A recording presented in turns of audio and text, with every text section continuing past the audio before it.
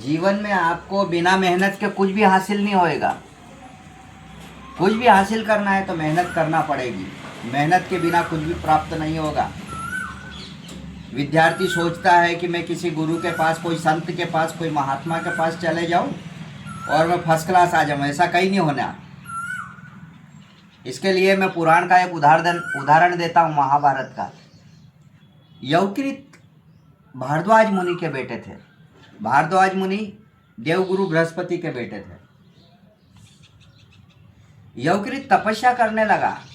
वो तपस्या इसलिए करने लगा कि उस समय रैभ्य मुनि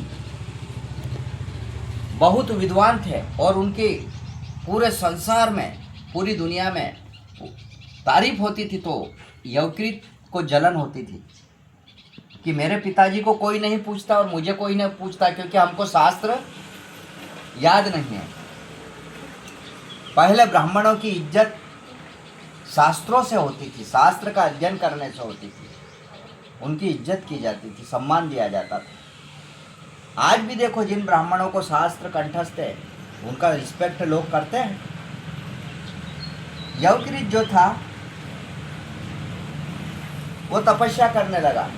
तपस्या करते करते इतनी घोर तपस्या करने लगा कि इंद्र सामने प्रकट हो गया। जब इंद्र सामने प्रकट हुआ तो इंद्र ने पूछा कि तू तपस्या किस लिए कर रहा है? तो यवकृत ने कहा कि मैं तपस्या इसलिए कर रहा हूँ कि सारे ब्राह्मणों को जन्म से ही शास्त्र कंठस्थ रहे, उनको पढ़ने की जरूरत नहीं पड़े। तो इंद्र ने कहा कि शास्त्रों को ऐसे हासिल नहीं कर सकते तुम, उसके लिए तुमको गुरु परंपरा का वहन करना पड़ेगा, गुरु के शिष्य बनकर कंठस्थ करना पड़ेगा, याद करना पड़ेगा, जब ही जाकर शास्त्र याद होंगे। ऐसे सीधे शास्त्र नहीं याद होंगे, ये प्रकृति के नियम के खिलाफ है। जब इंद्र ने इस तरह से कहा तो यवकृत कहता है कि मैं घोर तपस्या करूंगा।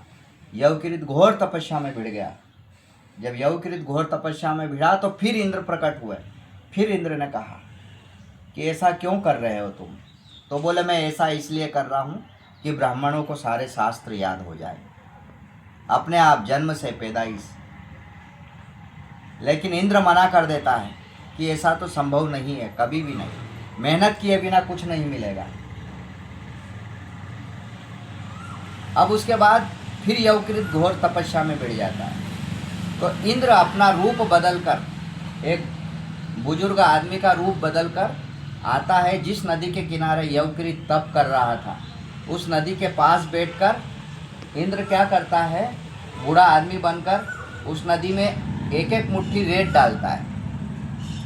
यवकृत पूछता है कि ये आप एक एक मुट्ठी रेत क्यों डाल रहे हो? तो इंद्र कहता है कि मेरे से ये नदी पार नहीं हो रही है। इंद्र का रूप बुढ़े इंसान का था। बोले इस नदी को पार करने के लिए मैं एक एक मुट्ठी रेत डाल के पुल बनाना चाहता। तो यवकृत हंसता है, नदी से क्या कभी रेत, नदी में क्या कभी रेत से पुल बना है? कैसी तुम बच्चों जैसी बात करते, तुम्हारी बातों पर मुझे हंसी आती है। बोले नहीं, बन जाएगा। मैं तो जिद पकड़े बैठा हूं कि रेत से ही पुल बनाऊंगा नदी पर। यवकृत कहता असंभव है।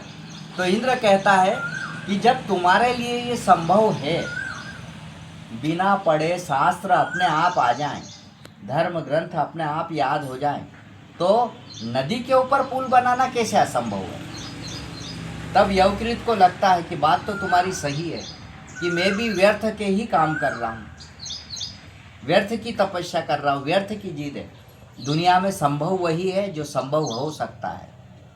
यवकृत कहता है कि जैसे रेत से नदी पर पुल नहीं बन सकता, उसी तरह बिना पढ़े शास्त्र आपको कंठस्थ नहीं होंगे। इसलिए अध्ययन करना पड़ेगा, मेहनत करना पड़ेगा।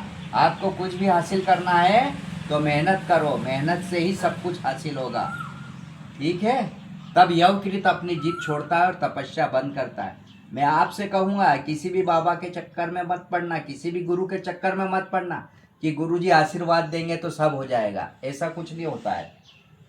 आपको मेहनत करना है और मेहनत करके ही हासिल करोगे। जय श्री कृष्ण।